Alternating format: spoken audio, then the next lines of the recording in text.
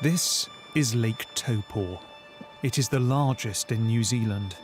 Its calm, glistening waters are one of the North Island's great natural features. But hidden away on its northern shore, reachable only by boat, is an unexpected creation. A carving, 14 metres high, chiselled into the cliff. This is a portrait of a man called Ngātoro-Irangi, a crucial figure in the story of this region. He was a Polynesian priest and navigator who about 800 years ago brought his people thousands of miles across the Pacific Ocean to settle here in Aotearoa, otherwise known as New Zealand. His face is adorned with symbolic patterns, denoting his high status, his wisdom and insight, his connection to the gods. He looks like he's been here for centuries, but he was created just 40 years ago by one of his descendants, a Maori sculptor called Matahi Brightwell. It is a monumental expression of Maori culture and proof of its continuing vitality. In the second half of the 18th century, James Cook voyaged across the Pacific on a mission to explore one of the last uncharted parts of the globe. He set foot in places that few Europeans had seen before, and made contact with entire societies long hidden from the rest of the world. It was the beginning of a remarkable encounter between Oceania in the west, between indigenous people and those who went on to colonize them. In this series, I'm exploring the momentous impact of that encounter, the extraordinary art that arose from it, how indigenous culture was disrupted, Western art was reinvigorated, and the global imagination irrevocably changed. It's a story I'm not telling alone. In these programs, indigenous people from all over Oceania have their say, reflecting on the often fraught legacy of encounter. New Zealand means nothing to me. It's a name that explorer gave to our whenua, our land, and it means nothing. This episode tells the story of the Maori, their first clashes with Europeans, the collaborations and exchange that followed, how many Maori resisted colonisation and went on to stage an audacious cultural revival that has made its mark on many aspects of modern life. It's usually believed that the people and cultures of Oceania were all but destroyed by contact with Europeans through war, disease, and religion. But the Maori weren't passive victims of these encounters. They were a powerful and versatile society, so they adapted, they fought back. And today, Maori culture is not only an integral part of modern New Zealand, it is also famous around the world.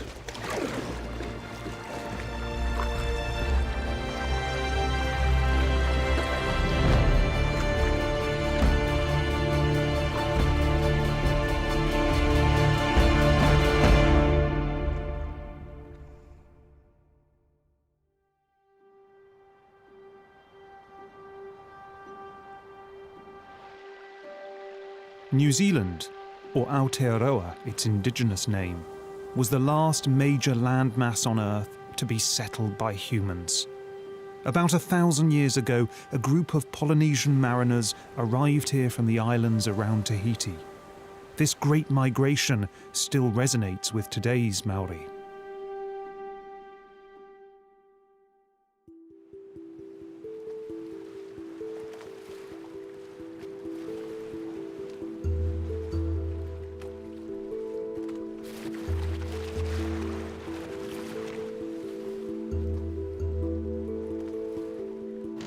Europeans were voyaging 500 years ago, but in the context of time, it's a fraction of time compared to the 7,000 years that Polynesians have been voyaging, discovering and settling. They settled all of the Polynesian Triangle from Hawaii to Rapa Nui, Easter Island, down here to Aotearoa, to New Zealand. Ko te aturangi nepia Clampahau, no te tai rāwhiti au, no runga whakata, Ngāti Pro me kahanunu, nā iwi o tōku mama. A waka haurua is a vessel that our ancestors built many thousands of years ago, and this particular vessel is modelled off those same vessels. Our genealogy goes back to the islands. It goes back to Tahiti, it goes back to Rarotonga, to Samoa, talking thousands of years ago. Those ancestors all connect us.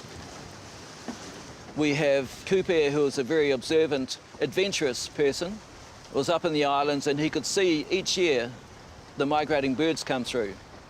So one year he decided to follow them, and the birds eventually led him to Aotearoa.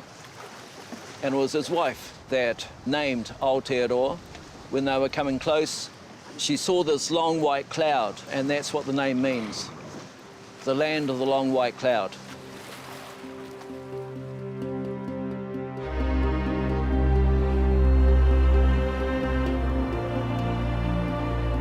Many consider New Zealand to be one of the world's most beautiful countries.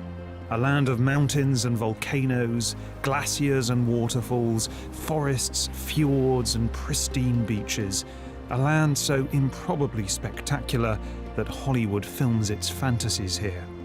And the Maori story of its creation was no less spectacular.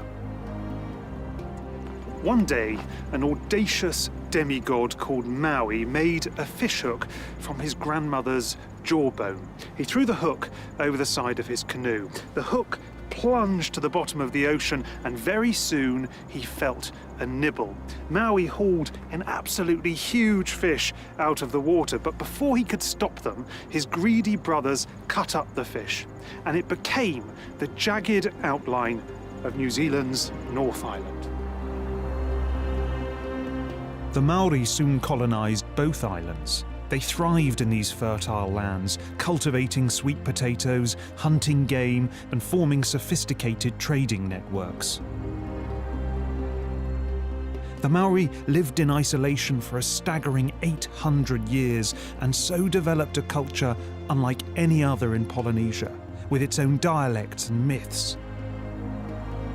But their particular genius was for sculpture. From the 15th century, the Maori began constructing large permanent households, often adorned with elaborate carvings. This tradition has since evolved into the wharenui, or meeting house, the communal space at the heart of every tribe. These intricate buildings are testaments to Maori creativity and a powerful statement of their identity. The structure is a symbolic representation of an ancestor's body. The rafters, which are likened to the ribs of the ancestor, are adorned with painted patterns that symbolise life itself, flowing through lines of descent. The wall panels, made from lattices of dried flower stalks, vibrate with geometrical designs. But the most striking features of the meeting house are its carved figures. This sculpture, right in the middle of the meeting house, is a portrait of Rahuri. Now, Rahuri was a very important ancestor to this part of northern New Zealand. Indeed, he was said to rule over all of the people of northern New Zealand. And if we look at these remarkable tattoos across his face, we can get a really good idea of what kind of a person Rahuri was. These lovely spirals on both of his cheeks, these tell us that he was a cultivator. He was involved in horticulture. The elaborate patterns down here around his mouth, they tell us that he was an excellent orator. He was a great speaker, which was a very important skill if you were a tribal leader. And up here, the patterns on his forehead tell us that he had 3 sisters to the left and 3 brothers to the right. And then, exploding out of this extraordinary crown of his, we have his descendants, his sons. We know they're his sons because they all have penises, and they move in 6 generations up from the past all the way up towards the present. All around the meeting house are wall panels called popo that depict ancestral history and myth. They have contorted bodies, grimacing faces, and lolling tongues. Their eyes, made from haliotis shells, flash in the darkness. This figure represents Mount Taranaki, the most famous and sacred mountain in New Zealand. And this is the goddess of the shoreline, Tene Waitere. Just as the sea provides food and sustenance, so she grasps her breasts, with which she nourishes the people of New Zealand. The meeting house is a microcosm of the Maori universe. It contains myth and religion, family and history past and present, but it's also a total work of art, a testament to this society's exuberant imagination and extraordinary skill.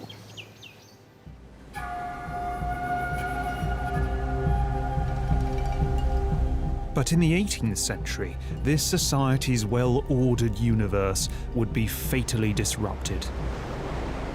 On Monday the 9th of October 1769, a group of Maori living on the east coast of the North Island spotted something alarming. Unusual people, in unusual clothes, were marching across their land. The Maori did what they always did when they were threatened. They gathered their strongest men and performed a haka, a terrifying war dance. The invaders had never seen anything like it before, so they anxiously retreated, but later they returned.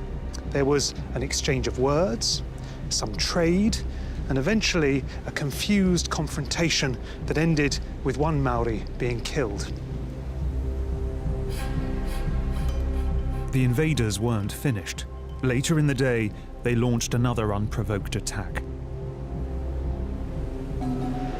7 Maori, most of them boys, were innocently paddling a canoe in these waters when the unusual men arrived in their own boats and tried to kidnap them. The boys naturally resisted. They threw everything they had, stones, even their own paddles, at their assailants. And that is when the invaders loaded weapons that looked like exploding spears, shot 4 of them dead, and took the other 3 hostage. The invaders were, of course, a group of British Marines under the command of James Cook.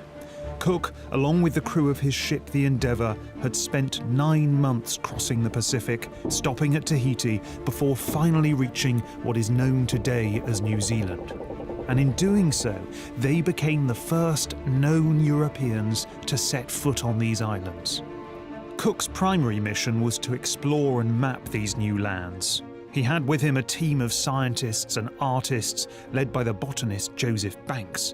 But despite ostensibly peaceful intentions, violence often erupted in the uncertain moments of first contact.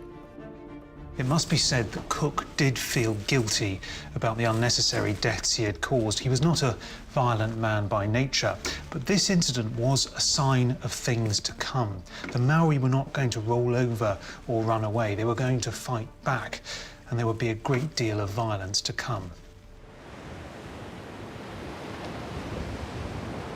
Cook named this area Poverty Bay, and descendants of the first Maori killed that day are still living here. His name was Te Maro, and his death is still mourned by his tribe.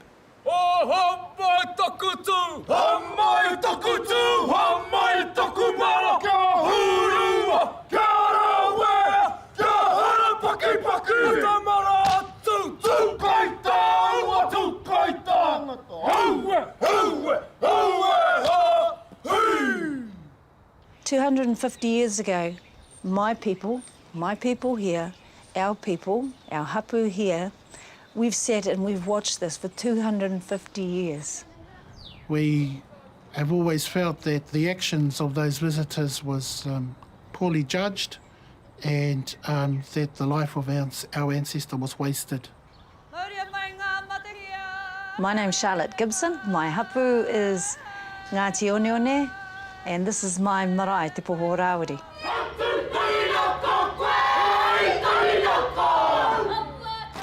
Ko nektu para taku ingoa, ko wau he uri o Ngāti Oneone, te hapu o tēnei marae.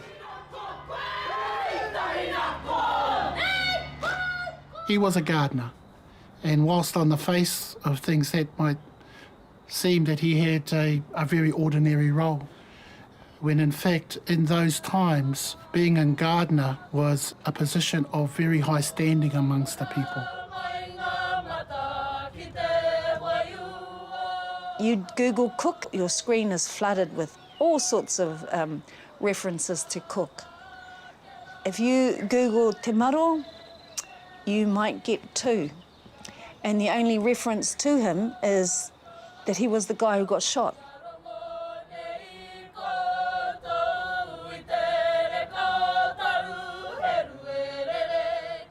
There's never been an apology for that. And to some of us, we don't think it's right that we ask for the apology. It's actually for the person who needs to apologise to figure that out. Certainly we were, and still are, very much impacted on by the death of Te Maro. We hold a significant amount of anxiety around the actions of the Endeavour crew and the leadership, or lack of leadership, shown by Cook on that day and the days that followed. His death, his loss, was not an insignificant moment in the lives and the history of our people.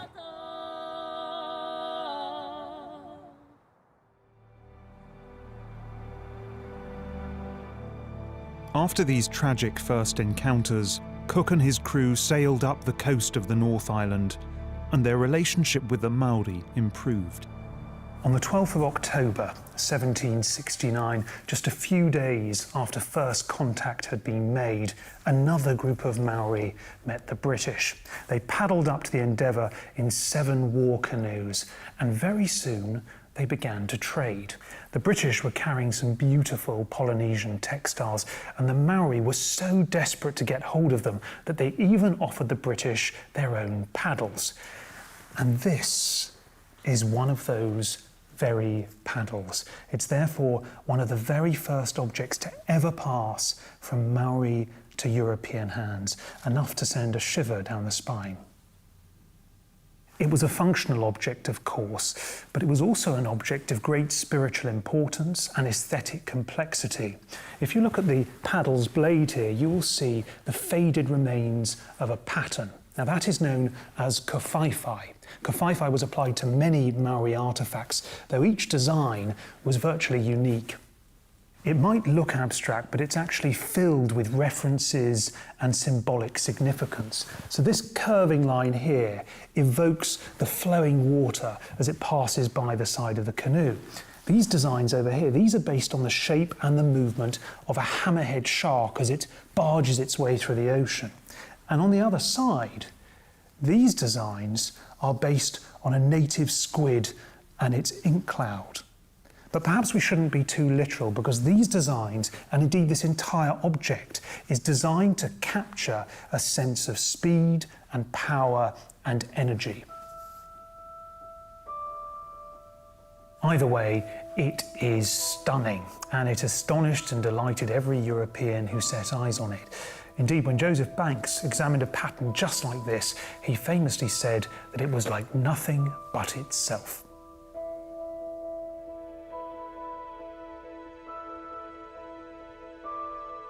As Cook and his crew circumnavigated the 2 great islands of New Zealand, trading continued with occasional outbreaks of violence.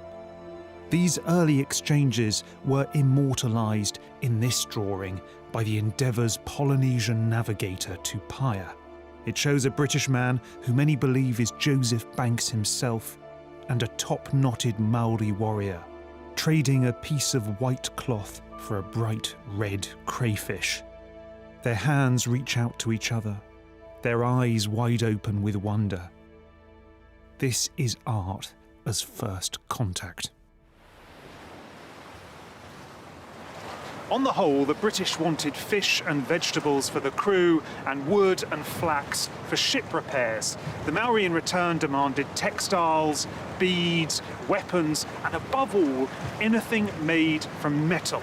Like most Polynesian societies, Maori culture had a Stone Age technology. Metal was almost unheard of.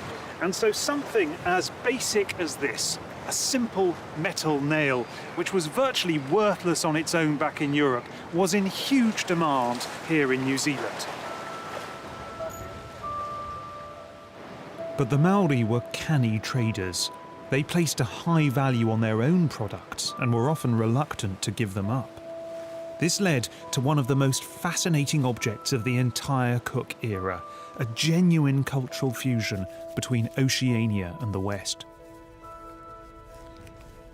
Now this pretty little thing, which is carved really rather beautifully from a jade-like green stone, is called a patu. And though it looks like an ornamental shoehorn, it actually served a rather more violent function. It was a weapon, and you could use it in a number of different ways. You could either hold it like this and beat someone round the head with it, or you could hold it a little bit more like this and jab it into their rib cage or jawbone. Either way, it was a highly effective, highly portable tool for hand-to-hand combat, and pretty much any Maori warrior worth his salt was in possession of one. Anyway, when Joseph Banks came to New Zealand, he became fascinated with these objects. So fascinated that when he returned to Britain in the early 1770s, he decided to make some of his own. And so he went to a foundry in Fleet Street and had 40 patus cast in brass. He then went down the road to the Strand, where he had a man engrave the finishing details. So you can see here Joseph Banks Esquire, the date 1772, which was the year it was made, and in the middle Joseph Banks's coat of arms, which I must say is a little bit premature because Banks didn't actually gain an official coat of arms until 10 years later. So why did he do it? Well, he hoped to bring these beautiful brass patus back to New Zealand on a second voyage, and then to either offer them as gifts to influential people or to trade them for other objects. And he was hoping that the idea of having a familiar object in an improved material, metal, would prove irresistible to the Maori. Now, what I find so interesting about this object is it is a hybrid object. It's a product of an encounter between two opposite sides of the world, between Maori traditions and European manufacture.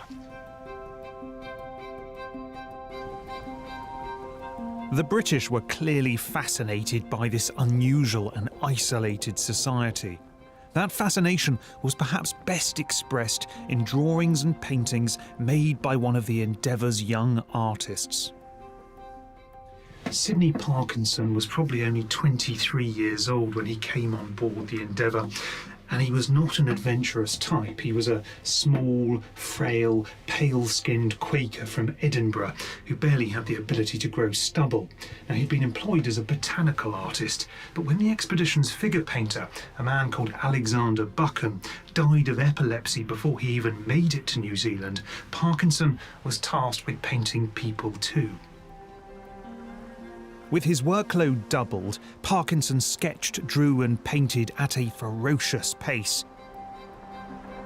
He depicted New Zealand's jagged coastline, its plants, birds and fish, and the Maori's fantastical war canoes. But one thing captured his imagination more than any other. Tattooing was a common practice across the Pacific, but the Maori alone applied them to their faces and called the designs moko. Parkinson had never seen anything like it before and reproduced these elaborate spiralling shapes with exquisite attention to detail. This is a portrait of a Maori chief's son. His face is adorned with stripes, cross-hatchings and kawaifai curls. It is art of the highest quality, a tradition that continues to this day. Ko maunga poa atu te maunga, ko mātātua te waka, ko ohini mataro te awa, ko tūhoi te iwi, ko tūhoi te tangata, ko anaru tōku ingo. New Zealand means nothing to me. It's a name that a Dutch explorer by the name of Abel Tasman gave to our whenua, our land, and it means nothing.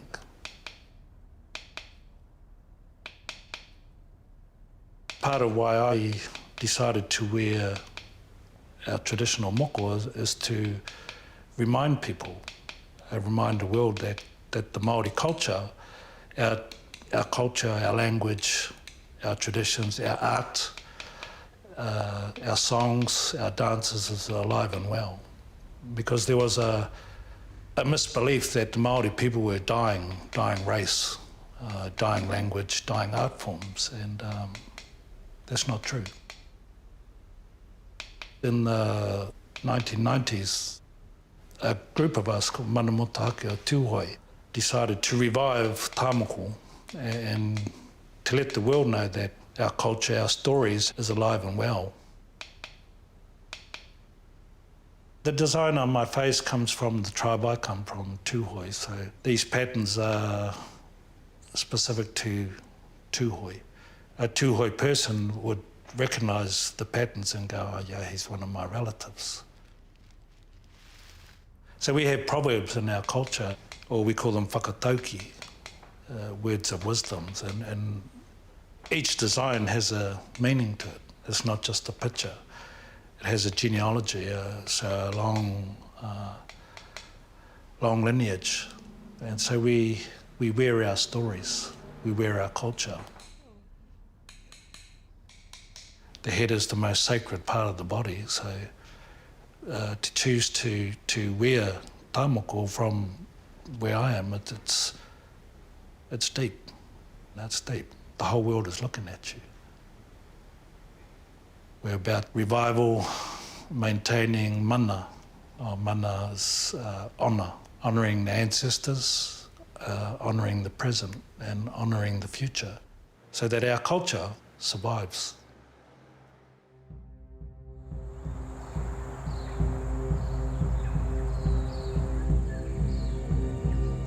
In the decades following Cook's arrival in New Zealand, European visitors were few and far between. There was no rush to start a British colony on these islands, in part because the Maori had developed a fearsome reputation. In December 1809, a group of British mariners were out looking for some timber when they were ambushed by Maori warriors. The Maori, who were seeking revenge for an earlier insult, beat the men to death, dismembered them, and ate them. They then put on their victims' clothes, snuck onto their ship, and murdered almost everyone on board. New Zealand was dubbed the Cannibal Isles, and Europeans were warned of coming here. Yet by the early 19th century, European traders and whalers began to arrive with increasing frequency, and one Maori chief offered them a particularly warm welcome. His name was Hongi Hika. Hongi Hika was a valuable interface between these two clashing cultures. He encouraged Europeans to settle in New Zealand and he protected them while they were here, but he also travelled to Britain in 1820 where he met King George IV and helped compile the very first Maori English dictionary. But this apparent generosity of spirit was by no means altruistic. Hongi Hika befriended Europeans because he wanted something from them. He desired something that would bring him immense power, but would also wreak immense damage. This is a double-barreled, muzzle-loading percussion shotgun. It was made in the mid-19th century by an English gunsmith called William Morter, and it's made from walnut and steel. It was originally designed to shoot birds and other animals on English farms, but then it was sailed all around the world, where it was sold to a Maori warrior who no doubt considered it to be a significant step up from a patu. And we can see how important this weapon was to the person who acquired it if we look here, because this stock has been adorned with typically wonderful Maori carvings.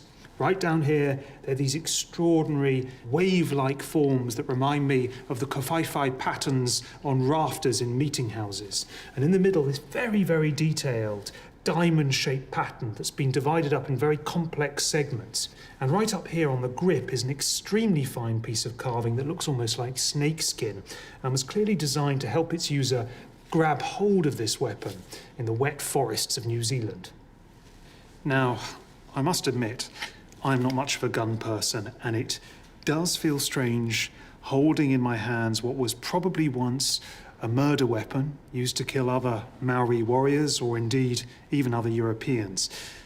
But it is, nevertheless, a fascinating example of hybrid culture, of Maori culture and European culture coming together in a beautiful but admittedly explosive way.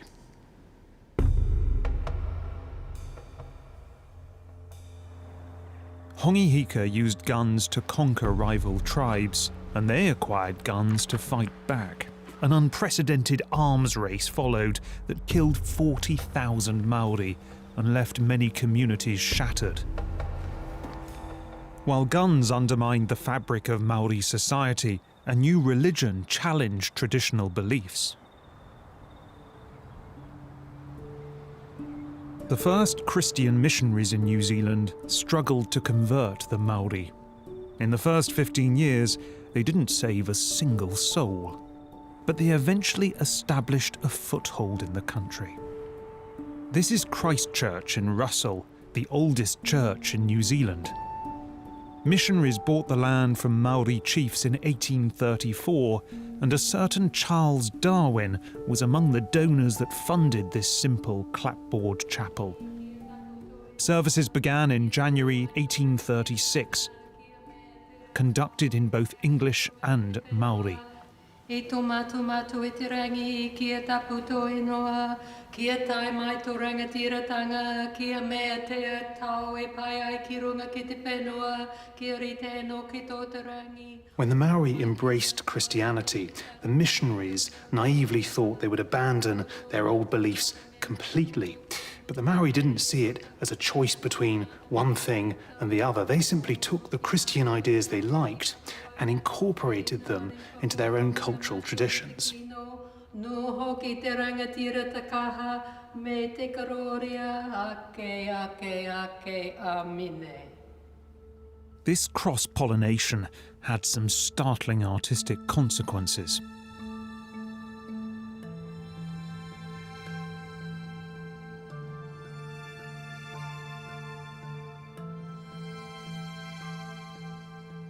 This, believe it or not, is the Madonna and Child, the Virgin Mary and the infant Christ as, well, I've certainly never seen before.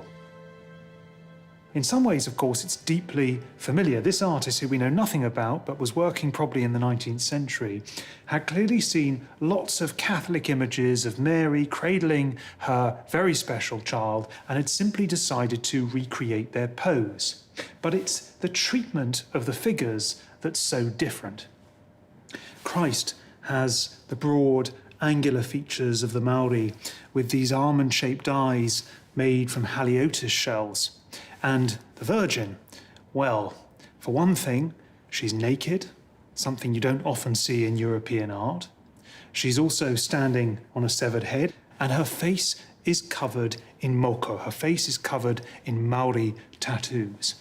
Now, when the Christian missionaries first saw this sculpture, they must have thought it was deeply disrespectful. What could be more inappropriate than a tattooed Virgin Mary? And yet those tattoos were the Maori way of understanding Mary and Christianity on their own terms. In Maori society, the firstborn daughter of a high-status family was treated as a kind of princess and deemed too sacred to tapu for any man to touch. And these women were identified by the full facial moko, a tattoo that was traditionally reserved only for men. So this is perhaps this artist's way of telling his viewers that Mary, as a pure, special person who is deserving of their respect and indeed worthy of their adoration.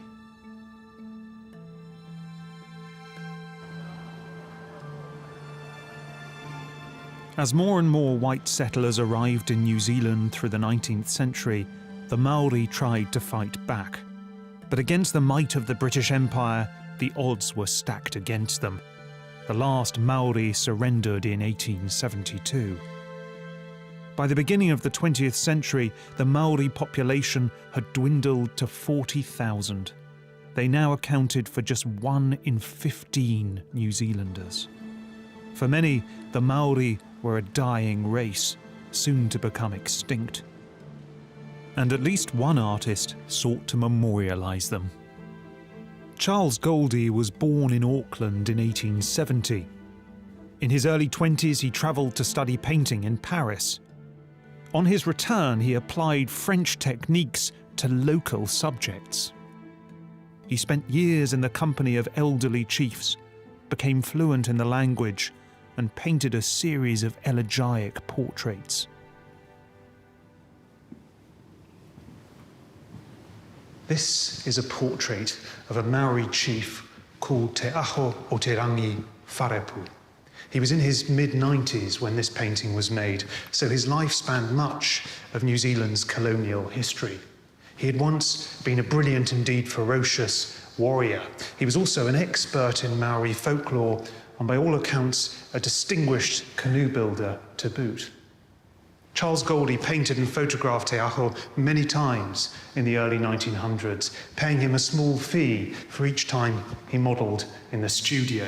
And here he is shown the great man in great detail. He is wearing this korovai cloak in which each tassel and each shadow of each tassel is individually painted. He's got this extraordinarily elaborate full facial moko or tattoo. And on his right arm, he has the name of his second wife, who had been killed in a battle in the 1860s. But this isn't simply a portrait of him. Goldie saw it as a portrait of the entire Maori people and a metaphor for their decline. It is filled with symbols of downfall. He is sitting in front of what looks like a dilapidated meeting house. He is holding a walking stick. He looks weak and dejected. And then there is, of course, the title, The Calm Close of Valor's Various Day. This is a picture about the end of a day, the end of a life, and the end of an era. And you know, looking at it now, I can't help thinking about Sidney Parkinson's pictures of Maori that he had made not even 150 years earlier. Because where Parkinson had seen a young, powerful, swaggering society, a society that seemed almost invincible, Goldie depicts a people who have already been defeated and have little life left in them.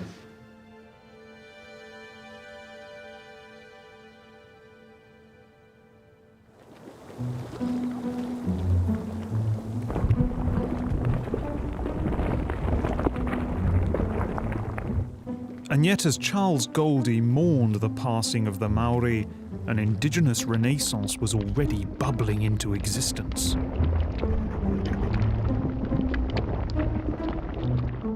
At the end of the 19th century, New Zealand's now famous tourist industry was just getting started. Well-heeled visitors flocked to the geothermal landscapes around Rotorua and demanded genuine Maori experiences while they were there. Many Maori made their living from such demand. Adults became tour guides and dancers, and children performed hackers in the streets for a penny.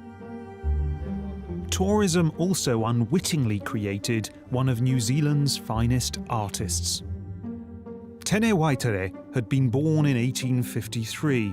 His mother was a slave taken by Hongi Hika.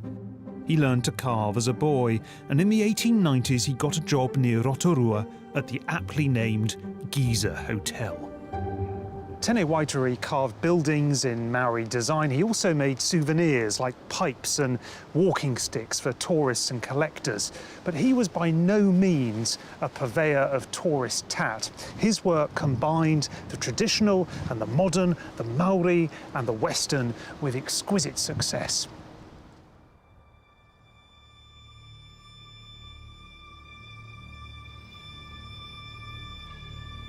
Tene Waitere's most famous work is the Ta Moko panel. This is one of the masterpieces of New Zealand art, and in my view it's also one of the masterpieces of 19th century sculpture. It was carved at exactly the same time as Rodin was making his celebrated sculptures back in Paris. But I'll be honest with you, I would take this over those any day of the week. Amazingly, it originally functioned as a kind of three-dimensional information leaflet. It was commissioned to illustrate different Maori tattoo patterns for a book that was published in the 1890s. And you'll see here that Tene Waitere has presented us with three human faces. Two men with full facial moko, and down here, one woman with a moko kawai. And yet, it is so much more than illustration. I find it really quite difficult to put my finger on what makes this sculpture so profound and so gripping. Obviously, it's beautifully carved, and Tene is showing us that he can do the traditional stylized Maori patterns, but he can also do modern, Western-style, naturalistic faces. And these faces aren't simply naturalistic, they contain a kind of psychological reality and complexity to them. It's difficult to know what's going through these men's minds, but down here in particular, this face is absolutely exhilarating. The closed eyes create all these questions in the audience's mind. And there is this wonderful counterpoint that races across this sculpture, a counterpoint between the men and the woman, between the frontal faces and the oblique face, and above all, between these wide open eyes and these closed eyes down here. To look at this sculpture is to almost feel like you're being hypnotized.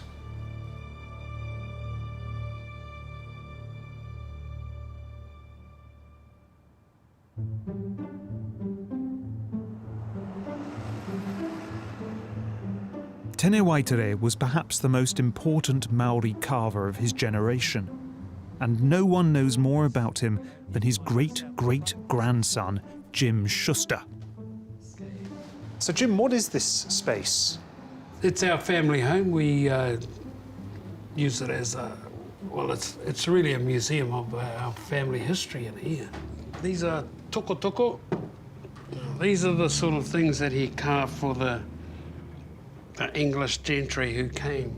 These sort of canes. And what's this inside there that he's put? That's a paua shell. You see, that's a little figure. That's his nose, that's his mouth, and that's the eyes on it, so that these are like little kaitiaki. They look out for you, so they can see that way. See out to the side, and you'll see this one here is looking forward. So, I mean, when I was growing up here, we'd find in the tool shed, all the shovel handles, right at the top end of the shovel handle, was a carved little teko on the end of it. It was like, he just, oh, that's a piece of wood, I'll carve something in that.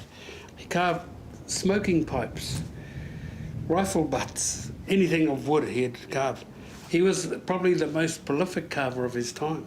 And it was how he fed his family. It was how he earned his living. So Jim, these are his chisels. What is this implement? This is what we call a patu whao. Patu whao is, patu means to hit, whao is a chisel. This one here is made of whalebone. Whalebone? And I'd say it's from the heaviest bone in a whale is from the jawbone.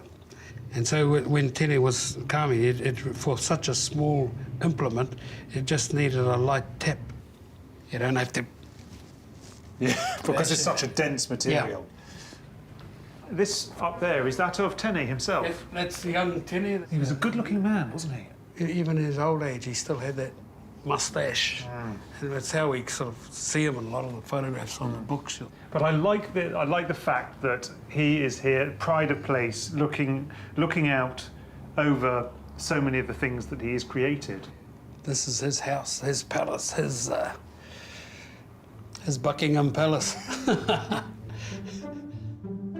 At a time when so much traditional culture was under threat, Tene Waitere's extraordinary career was an inspiration to many.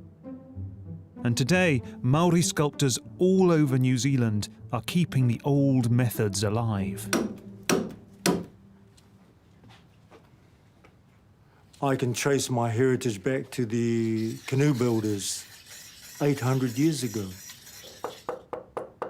It's my role as a tohunga whakairo, a tribal artist, is to teach or re-educate Maori of the origin. And that's what my purpose of my art is.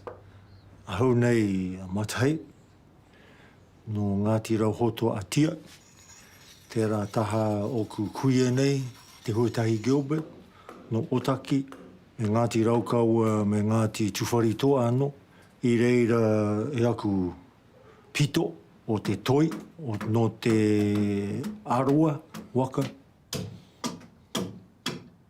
This piece is off my war canoe my son and I built. It's traditional. I am honouring my teacher. He taught me the iwi rākau style. So that style is only done with a straight edge chisel and with the adze.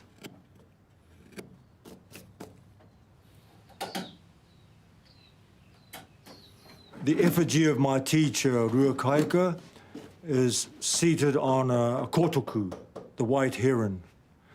And that signifies the white heron bringing the basket of knowledge to man, with Tane on his back. So I've put my teacher bringing the basket of knowledge to me. And that's a traditional concept. I use only Maori wood, tōtara, and that's the only wood I will use. I take trees between 800 and 600 years old. And because of that quality, has its own natural resin that preserves the wood, and that's a rare wood. I'm bound by tradition to use a straight edge chisel, sharpened the Maori way, and I have to depict each shape according to the form. We are not born out of institutions. We don't go through the school system.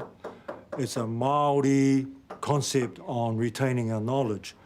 So I have to represent the genealogical history of my race in my artwork, and that's what I've been trained for.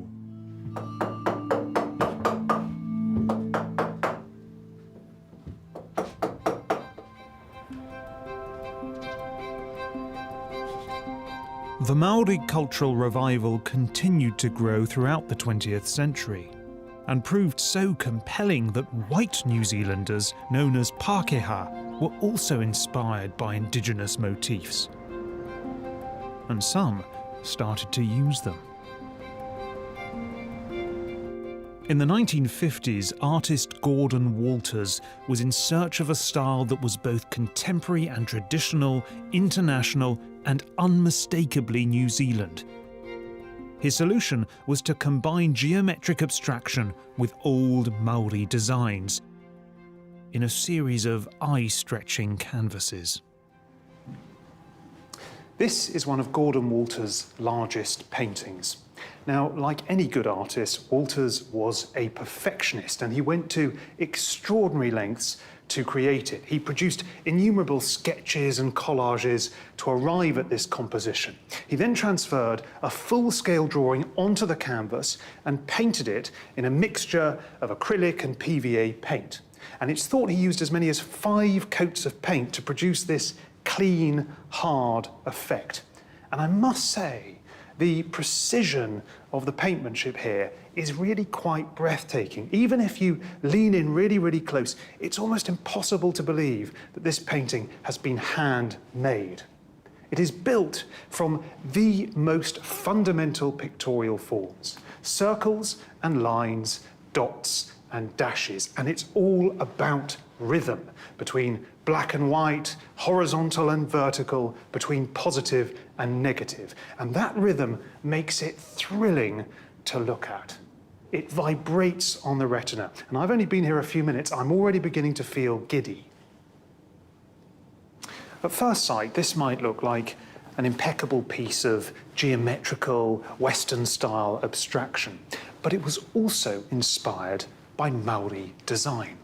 These line circle forms here originate in an indigenous decorative motif called the kuru, which is based on the shape of an unfurling fern frond. So this is perhaps Gordon Walters' attempt to make a form of modern art that is nevertheless rooted in the culture of New Zealand. Walter's paintings proved controversial. A number of Maori critics condemned him for cultural appropriation. They argued that he had colonised the Kuru just as white settlers had colonised their land. And yet Walter's Kuru patterns spread. They appeared on the front of journals and books, and in 1981 they became the logo of the New Zealand Film Commission, a logo that's still being used today. Walter's art was part of a broader diffusion of Maori culture across all aspects of New Zealand society, with traditional motifs appearing on stamps, banknotes, buildings, and even New Zealand's most fashionable beverage, the flat white. It's really rather difficult to go anywhere or do anything in modern New Zealand without bumping into Maori culture. There's the Kuru, of course, which is everywhere, case in point, but there's also the now world-famous haka and the increasingly ubiquitous Maori-style tattoos. You don't have to be in this country for long to realise that Maori culture has become an integral part of national identity here for both Maori and non-Maori alike. And that is surely as it should be. Since the time of Charles Goldie, New Zealand's Maori population has increased more than tenfold. The Maori language is spoken by more people every year, and over the last 3 decades, Maori cultural capital has grown significantly. In New Zealand, perhaps more than anywhere else in Oceania, a genuine coexistence of indigenous and settler communities has become a reality. And now, at least one artist of Maori descent is recolonising European visions of the Pacific and tackling the mythology of Captain Cook himself.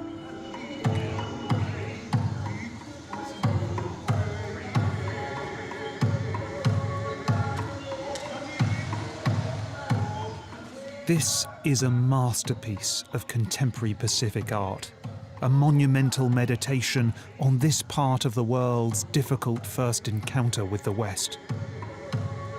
It is a 26-metre-long video installation by the artist Lisa Rehana, and it's called In Pursuit of Venus. As the screen gradually scrolls from right to left, actors and dancers stage encounters between Captain Cook's crew and the indigenous people of Oceania. There is no dialogue and no narrative, just a dizzying stream of moments from a decisive period in history. This is a breathtaking work of art. It is so full of beauty and so replete with incident that it really is quite difficult to know which way to look, because there is something familiar in every single direction. There is Cook, there is Banks, there is Tupaia, there's Parkinson over there trying to paint a picture. There are Aboriginal Australians, there are Maori, there are Tahitians. This entire moment of encounter from 250 years ago has been reimagined with a vividness that is state-of-the-art in every way.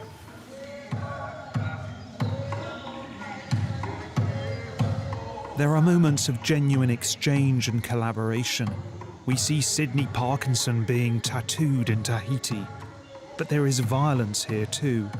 The brutal treatment of indigenous people, and of course, Cook's own death in Hawaii.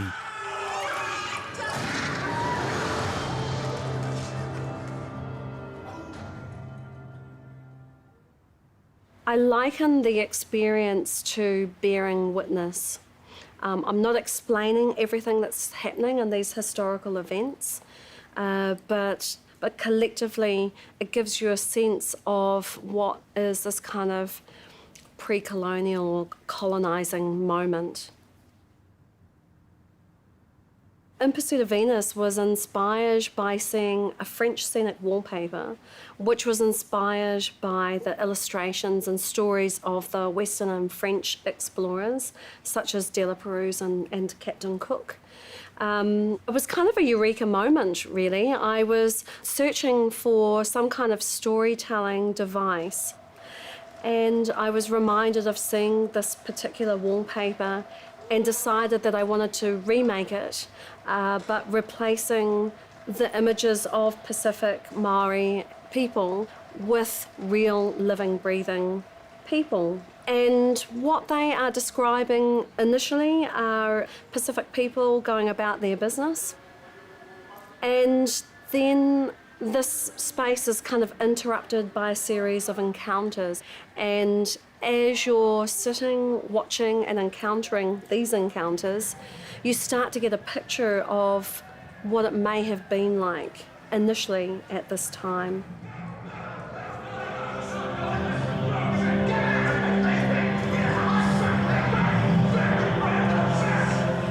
What makes this piece so audacious and also so important is the way it turns the tables, the way it challenges conventional history. For too long in the West, we have been told a story about Captain Cook, how he sailed heroically into the South Seas and discovered all these islands and people. But this piece shows us that those places were already discovered, indeed inhabited, by Polynesians and Aboriginal Australians. And it also tells us that those discoveries weren't one way. This isn't a story of European people discovering indigenous people.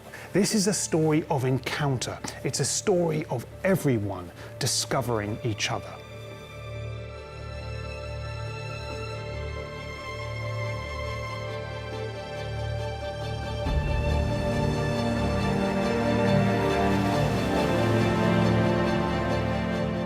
When Captain Cook began voyaging across the Pacific, the cultures of Australia, New Zealand, and the Polynesian islands were largely unknown to the rest of the world.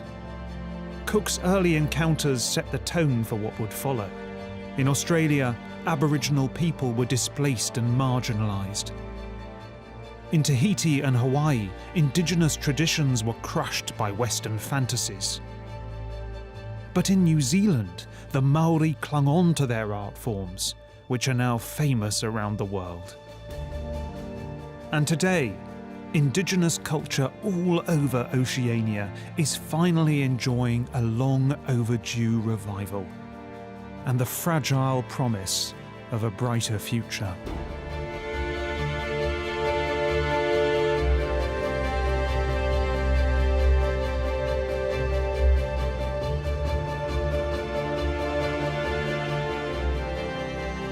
Captain Cook's voyages initiated a collision of cultures all over Oceania. The encounters that followed them were destructive, without doubt, but they were also creative, because when these different societies, once oceans apart, were thrown together, they produced a kind of artistic alchemy. And that story, one of both conflict and collaboration, has shaped the global imagination, and it is a story that is still unfolding to this day.